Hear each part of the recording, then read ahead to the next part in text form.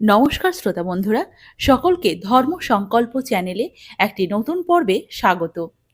আজকের এই ভিডিওতে আপনাদের জন্য নিয়ে এসেছি উত্থান একাদশী পালনে কি ফল লাভ হয়, একাদশীর আগের দিন কিভাবে সংকল্প করবেন এবং সংকল্প মন্ত্র, পারণ সময় এবং পারণের মন্ত্র। কার্তিক মাসের শুক্লপক্ষের একাদশী হল উত্থান একাদশী বা প্রবোধনী একাদশী। যদি নিষ্ঠা সহকারে এই একাদশী পালন করা হয় তাহলে শ্রীহরির কৃপায় তার সকল পাপ বিনষ্ট হয় এবং বিষ্ণুলোক প্রাপ্ত হয়ে থাকে। এই একাদশী পাপ নাশে সর্বাপেক্ষা সর্বশ্রেষ্ঠ। একাদশী করলে যে শুধুমাত্র নিজের জীবনের সদ্গতি হয় তা কিন্তু নয়।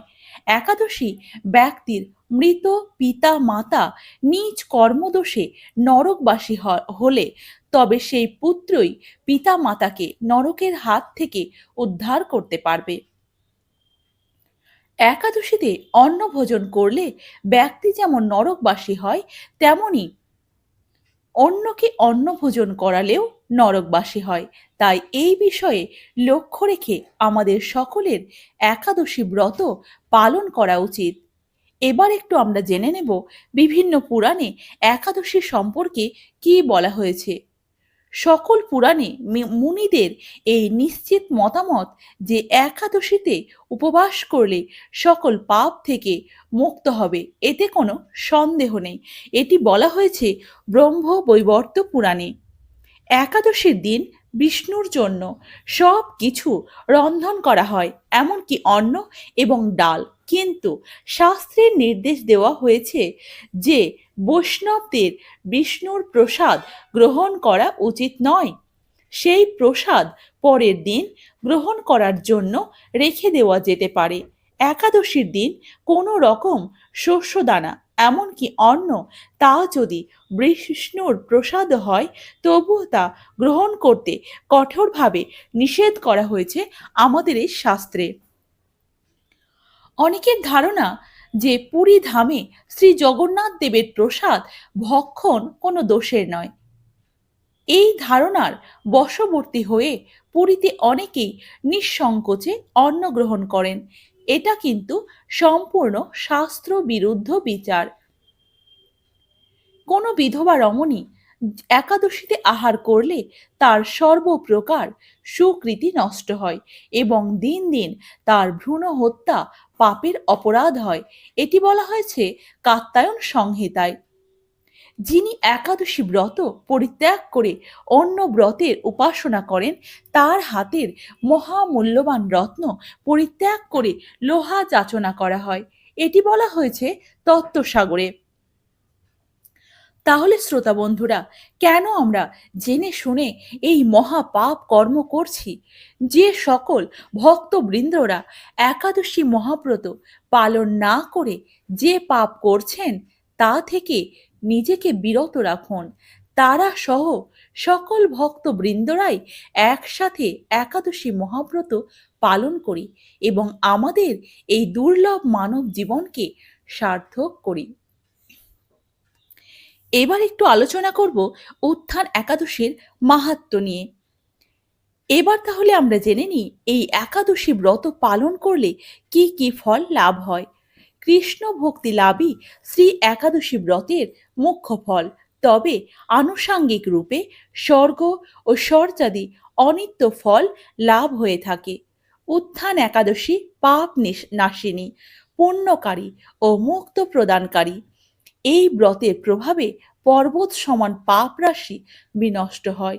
এই ব্রত নিষ্ঠা সহকারে পালন করলে 1000 অশ্বমেধ যজ্ঞ ও শত শত রাজস্ব যজ্ঞের ফল লাভ হয়। ঐশ্বর্য, প্রজ্ঞা, রাজ্য ও সুখ লাভ হয়। একাদশীতে রাত্রি জাগরণ করলে তাদের সমস্ত পাপ ভস্মীভূত হয়। শ্রেষ্ঠ মুনিগণ তপস্যার দ্বারা যে ফল লাভ করে এই ব্রতের উপবাসে সেই সমান ফল প্রাপ্ত হয়। এই একাদশীর ধ্যান করলে সেই ব্যক্তির পূর্বপুরুষরা স্বর্গে আনন্দে বাস করে। এই একাদশী উপবাসের পুণ্য ফলে ব্রহ্ম হত্যাজনিত ভয়ঙ্কর নরক যন্ত্রণা থেকে নিস্তার পেয়ে বৈকুণ্ঠ গতি লাভ হয়। সমস্ত লৌকিক ধর্ম পরিত্যাগ করে ভক্তি সহকারে এই ব্রত পালন করলে তাকে আর পুনর্জন্ম গ্রহণ করতে হয় না। এমনকি মন ও বাক্য দ্বারা অর্জিত পাপ রাশিও শ্রী বিষ্ণুর অর্চনে বিনষ্ট হয়। অশ্বমেধ যজ্ঞতে যে ফল লাভ হয় না, এই উপবাসে রাত্রি জাগরণে সেই পূর্ণ ফল অনায়াসে লাভ হয়। তীর্থে স্বর্ণ প্রভৃতি দান করলে যে পুণ্য অর্জিত হয়, এই উপবাসে রাত্রি জাগরণে সেই সকল অনায়াসে লাভ হয়। অর্থাৎ সেই সকল পূর্ণ অনায়াসে লাভ হয়। নিষ্ঠা ও ভক্তি সহকারে উত্থান একাদশী অনুষ্ঠান করলে গৃহে ত্রিভুবনের সমস্ত তীর্থ এসে উপস্থিত হয়।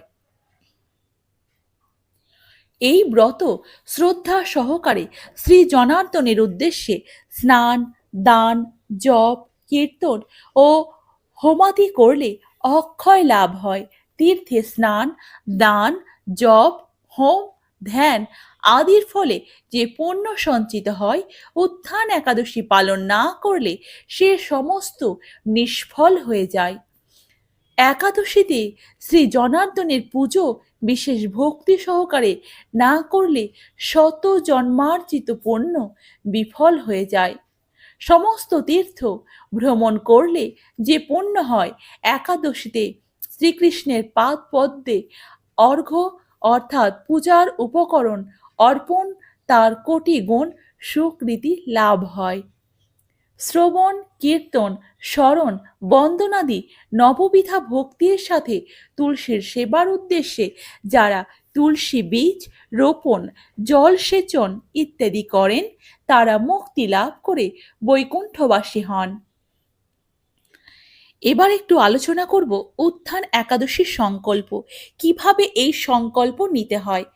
যারা আমিষ আহার করেন তারা একাদশীর আগের দিন অর্থাৎ দশমী, একাদশী এবং দ্বাদশী এই 3 দিন নিরামিষ আহার গ্রহণ করবেন। দশমীতে ভগবান শ্রীকৃষ্ণের চরণে ফুল নিবেদন করে সংকল্প করবেন, হে ভগবান, আমাকে কৃপা করুন যাতে আগামীকাল একাদশী যেন নিষ্ঠার সাথে নিষ্ঠা সহকারে পালন করতে পারি। পরদিন অর্থাৎ একাদশী তিথিতে সম্পূর্ণ দিন পালিত হবে উত্থান একাদশী। ইংরেজি ক্যালেন্ডার অনুযায়ী 1 নভেম্বর 2025 সালে শনিবার, বাংলা ক্যালেন্ডার অনুযায়ী 16 কার্তিক 1432 বঙ্গাব্দ।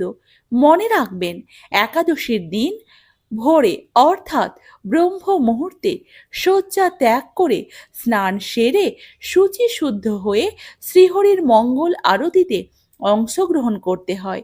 শ্রীহরির পাদপদ্মে প্রার্থনা করতে হয়, হে শ্রীকৃষ্ণ, আজ যেন এই মঙ্গলময়ী পবিত্র একাদশী সুন্দরভাবে পালন করতে পারি। আপনি আমাকে কৃপা করুন। ভগবান শ্রীকৃষ্ণের সম্মুখে অবশ্যই সংকল্প মন্ত্র পাঠ করে সংকল্প নিতে হয়। সুতরাং এক্ষেত্রে রবিবার ভোরে সংকল্প মন্ত্র পাঠ করতে হবে। একাদশী সংকল্প মন্ত্রটি হল, একাদশম নিরাহার স্থিতা অহম অপরেহণি ভক্ষামি পুণ্ডরিকাক্ষ শরণম মে ভবচ্যুত। এই সংকল্প মন্ত্রটি 3 বার শ্রীকৃষ্ণের সামনে বলতে হবে। অনুবাদ অর্থাৎ, হে পুণ্ডরিকাক্ষ, হে অচ্যুত, একাদশীর দিন উপবাস থেকে এই ব্রত পালনের উদ্দেশ্যে আমি আপনার শরণাপন্ন হচ্ছি প্রভু। উত্থান একাদশী পারণ। এবার কখন কোন সময়ে পারণ সম্পন্ন করতে হবে। একাদশী উপবাস করলেই শুধু হবে না, সঠিক সময়ে পারণ না করতে পারলে এর পূর্ণ ফল সম্পূর্ণ ফল লাভ সম্ভব নয়। তাই একাদশীর পারণটি সঠিক সময়ে সম্পন্ন করতে হবে। উত্থান একাদশীর ঠিক পরদিন অর্থাৎ 2রা নভেম্বর 2025 রবিবার সকালে পারণ সম্পন্ন করতে হবে নিচে উল্লেখিত ঠিক পারণ মুহূর্তের মধ্যে।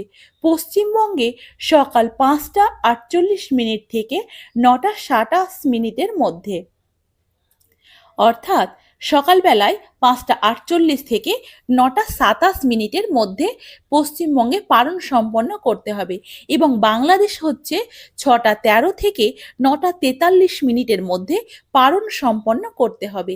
অর্থাৎ একাদশী ব্রত পালন করে পরের দিন ভোরে স্নান সেরে পারণ সময়ের মধ্যে পঞ্চরবি শস্য ভগবানকে ভোগ নিবেদন করে 3বার ভক্তি সহকারে পারণ মন্ত্র পাঠ করতে হবে। একাদশীর ফল ভগবানের সম্মুখে ভক্তি সহকারে অবশ্যই অর্পণ করতে হবে। এরপর সেই প্রসাদ গ্রহণ করে পারণ অর্থাৎ একাদশী ব্রত ভঙ্গ করতে হবে, নচেত পূর্ণ একাদশীর ফল লাভ থেকে বঞ্চিত থাকতে হবে আপনাকে। একাদশী পারণ মন্ত্রটি হল ওং অজ্ঞান তিমিরান্ধস্য ব্রতে নানেন কেশব প্রসিদ্ধ সমুখনাথ জ্ঞান দৃষ্টি প্রদভব। এই একাদশী পারণ মন্ত্রটিও 3বার পাঠ করতে হবে। অর্থাৎ, হে কেশব, আমি অজ্ঞান রূপ অন্ধকারে নিমজ্জিত আছি। হে নাথ, এই ব্রত দ্বারা আমার প্রতি প্রসন্ন হয়ে আমাকে জ্ঞান চক্ষু প্রদান করুন। একাদশী ব্রত পালনের প্রকৃত উদ্দেশ্য কেবল উপবাস করা নয়, নিরন্তর শ্রী ভগবানের শ্রীকৃষ্ণের স্মরণ মনন ও শ্রবণ কীর্তনের মাধ্যমে একাদশীর দিনটিকে অতিবাহিত করতে হয়। একাদশী পালনের সময় পরনিন্দা, পরচর্চা, মিথ্যা ভাষণ, ক্রোধ, দুরাচারী স্ত্রী সহবাস সম্পূর্ণরূপে নিষিদ্ধ। ভিডিওটি যদি ভালো লেগে থাকে তাহলে চ্যানেলটিকে অবশ্যই সাবস্ক্রাইব করবেন এবং কমেন্টে জয় শ্রীকৃষ্ণ, রাধে রাধে লিখতে ভুলবেন না।